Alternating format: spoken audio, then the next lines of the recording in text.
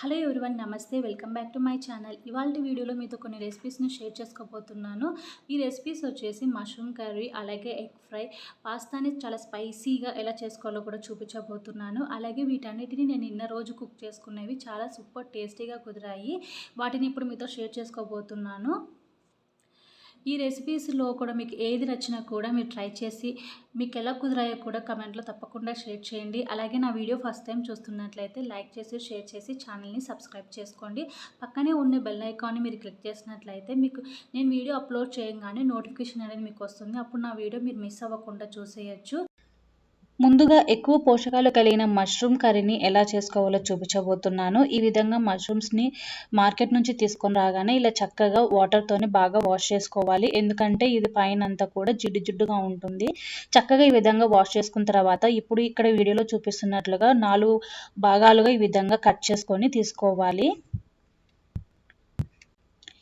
ఈ సైజులో చేసుకుంటే సరిపోతుంది. మరి చిన్నగా చేసుకుంటే ఇది ఉడికేసరికి మెత్తగా అయిపోయి మరి కర్రీలో కలిసిపోతుందనమాట. సో ఈ తర్వాత ఈ విధంగా స్టవ్ మీద కడాయి పెట్టుకొని ఒక 2 టేబుల్ స్పూన్ ఆయిల్ వేసి జీలకర్ర ఆవాలు కూడా వేసుకొని ఈ విధంగా ఒక పెద్ద ఉల్లిపాయని చిన్న ముక్కలుగా కట్ చేసుకొని వేసుకోవాలి. అలాగే కొద్దిగా కరివేపాకు కూడా వేసుకొని ఉల్లిపాయ ముక్కలు చక్కగా ఈ కలర్ వచ్చేంత వరకు ఫ్రై చేసుకున్న తర్వాత ఇప్పుడు 1 టేబుల్ స్పూన్ వరకు అల్లం వెల్లుల్లి పేస్ట్, అలాగే ఒక 2 టమాటాలను కూడా ఈ విధంగా కట్ చేసుకోవాలి. ఇక్కడ మనం తీసుకున్న మష్రూమ్ క్వాంటిటీని బట్టి టమాటాలని యాడ్ చేసుకోవాలి. ఒకసారి టమాటో ముక్కలు బాగా కలిసేలా కలుపుకున్న తర్వాత ఇప్పుడు పసుపు, అలాగే కారం పొడి, రుచికి సరిపడా ఉప్పు కూడా వేసుకొని, అలాగే కొద్దిగా ధనియాల పొడి కూడా వేసుకొని ఇక్కడ ఒక 2 టేబుల్ స్పూన్ల వరకు వాటర్ని యాడ్ చేసుకొని టమాటాలు మెత్తగా ఉడికేంత వరకు ఉడికించుకోవాలి. కారం, ఉప్పు అనేది మీ స్పైసీ తగ్గట్టుగా, మీ టేస్ట్కి తగ్గట్టుగా అనేది యాడ్ చేసుకుంటే సరిపోతుంది. తర్వాత ఇక్కడ ఒక హాఫ్ గ్లాస్ వరకు వాటర్ని వేసుకొని బాగా వాష్ చేసుకొని కట్ చేసుకున్న మష్రూమ్ పీసెస్ని ఇందులోకి వేసుకొని చక్కగా ఉడికించుకోవాలి. వాటర్ ఇందులో ఎక్కువగా వేసుకోకండి. మష్రూమ్లో నుంచే వాటర్ వస్తుంది కాబట్టి దీనికి ఎక్కువ వాటర్ అంతగా అవసరం ఉండదు. ఒక హాఫ్ గ్లాస్ వరకు వేసుకుంటే సరిపోతుంది. తర్వాత మూత పెట్టుకొని చక్కగా ఈ విధంగా దగ్గర పడేంత వరకు ఉడికించుకుంటే సరే ఎంతో టేస్టీగా ఉండే మష్రూమ్ కర్రీ చాలా సూపర్గా ఉంటుంది.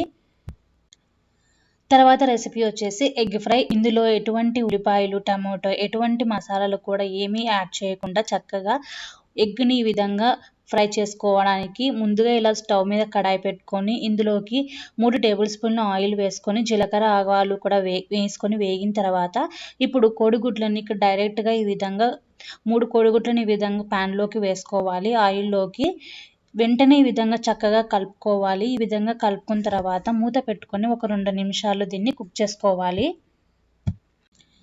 తర్వాత ఇందులోకి చిటికెడు పసుపు, రుచికి సరిపడా కారము 1 టేబుల్ స్పూన్ అయితే సరిపోతుంది. అలాగే ఒక 1 టీ స్పూన్ వచ్చేసి అల్లం వెల్లుల్లి పేస్ట్ కూడా వేసుకోండి. రుచి చాలా బాగుంటుంది. ఇవన్నీ కూడా వేసి చక్కగా వీటన్నిటిని బాగా కలిసేలాగా కలుపుకొని మూత పెట్టుకొని ఎగ్ బాగా ఉడికేంత వరకు ఉడికించుకోవాలి. మీకు మరీ స్పైసీగా కావాలనుకుంటే ఇందులో కొద్దిగా గరం మసాలా కూడా యాడ్ చేసుకుంటే సరిపోతుంది. చూసారా, ఈ విధంగా చక్కగా ఉడికించుకుంటే, ఈ విధంగా ఫ్రై చేసుకుంటే చాలా సూపర్ టేస్టీగా ఎగ్ ఫ్రైని చాలా సింపుల్గా తయారు చేసుకోవచ్చు. తర్వాత రెసిపీ వచ్చేసి పాస్తా. 2 రకాలుగా తయారు చేసుకోవచ్చు. ఒకటి రెడ్ పాస్తా, ఒకటి వైట్ పాస్తా. సో ఇది చాలా సూపర్ టేస్టీగా ఉండేలాగా ఇక్కడ నేను రెడ్ పాస్తాని చాలా స్పైసీగా స్ట్రీట్ స్టైల్లో చేస్తున్నాను. ఇది చాలా అంటే చాలా సూపర్గా ఉంటుంది. స్నాక్ ఐటెంగా అయితే చాలా బెస్ట్గా ఉంటుంది. దీనికోసం ముందుగా ఈ విధంగా ఒక గిన్నెలో వాటర్ వేసుకొని ఇక్కడ 2 టమాటాలు, ఒక 4 ఎండుమిర్చిని ఈ విధంగా వాటర్లో ఉడికించుకుంటున్నాను. ఇలా టమాటో పైన తోలు అనేది ఈ విధంగా రావాలి. తర్వాత తీసేసుకున్న తర్వాత మళ్ళీ మరొక పాన్లో ఈ విధంగా వాటర్ని వేసుకొని కొద్దిగా ఆయిల్, అలాగే కొద్దిగా ఉప్పు కూడా వేసుకొని ఇక్కడ నేను పాస్తా చూపిస్తాను కదా, మీరు ఏ రకమైన పాస్తా అయినా మీరు తీసుకోవచ్చు. ఇలా నేను 1 కప్పున్నర వేసుకున్నాను అనమాట. సో ఇందులోని ఈ వాటర్లోని ఉడికించుకోవాలి పాస్తాని. ఈ విధంగా చేయడం వల్ల పాస్తా అతుక్కోకుండా విడివిడిగా పొడి పొడిగా వస్తుందన్నమాట. సో తర్వాత ఇక్కడ ఒక మిక్సీ జార్ తీసుకొని ఉడికించుకున్న ఎండుమిర్చి, అలాగే టమాటోని విధంగా టమాటో తొక్కు తీసి మిక్సీ పట్టుకోవాలన్నమాట. సో ఇక్కడ నేను పాస్తా చూపిస్తున్నాను చూడండి. ఉడికిన తర్వాత ఇలా కత్తితో కట్ చేస్తే ఈజీగా కట్ అయిపోతుంది. ఈ విధంగా ఉడికించుకుంటే సరిపోతుంది. ఇలా వేళ్ళతో కూడా ఇలా పట్టుకొని చూస్తే కూడా ఇలా ప్రెస్ చేస్తే మెత్తగా అనిపిస్తుంది అనమాట. ఈ విధంగా ఉడికించుకున్న పాస్తాని ఇలా ఒక జల్లెడలో వేసుకొని వాటర్ అంతా లేకుండా ఫిల్టర్ చేసుకోవాలి. తర్వాత స్టవ్ ఆన్ చేసుకొని ఇలా ఒక పాన్ పెట్టుకొని 1 టేబుల్ స్పూన్ ఆయిల్ వేసి వేడైన తర్వాత 2 లేదా 3 వెల్లుల్లిని ఇది చిన్న చిన్న ముక్కలుగా కట్ చేసుకొని ఫ్రై చేసుకున్న తర్వాత ఇక్కడ ముందుగానే గ్రైండ్ చేసుకున్న టమాటో, ఎండుమిర్చి పేస్ట్ ఇందులోకి వేసుకొని 1 టీ స్పూన్ కారం పొడి, 1 టీ స్పూన్ మిరియాల పొడి, 1 టీ స్పూన్ చిల్లీ ఫ్లేక్స్ కూడా వేసుకొని ఇలా అలాగే ఒక టేబుల్ స్పూన్ వరకు టమాటో సాస్ కూడా యాడ్ చేసుకొని వీటన్నిటిని బాగా కలిసేలా కలుపుకొని మూత పెట్టుకొని ఒక 2 నిమిషాలు ఉడికించుకోవాలి. ఇలా కాస్త దగ్గర పడిన తర్వాత ఇప్పుడు ముందుగానే ఉడికించుకొని పెట్టుకున్న పాస్తాని ఇందులోకి వేసుకొని చక్కగా వీటన్నిటిని బాగా కలిసేలా కలుపుకోవాలి. చూసారా?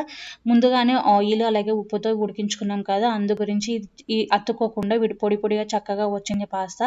ఇలా అంతా బాగా కలిసేలా కలుపుకున్న తర్వాత మూత పెట్టుకొని ఒక 2 నిమిషాలు మూత పెట్టి సిమ్‌లో పెట్టి ఉడికించుకున్నట్లయితే ఆ ఫ్లేవర్స్ అన్నీ కూడా పాస్తాకి పట్టి చాలా సూపర్ టేస్టీగా ఉంటుంది. ఎంతో సూపర్ టేస్టీగా ఉండే స్పైసీ పాస్తా కూడా ఈ విధంగా చక్కగా రెడీ చేసుకోవచ్చు.